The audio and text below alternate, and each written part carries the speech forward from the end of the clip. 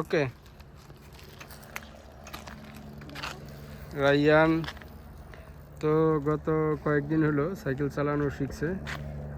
আজকে সে ডাবল চালাইতেছে নিজে নিজে তার বড় ভাই রাফসানকে নিয়ে।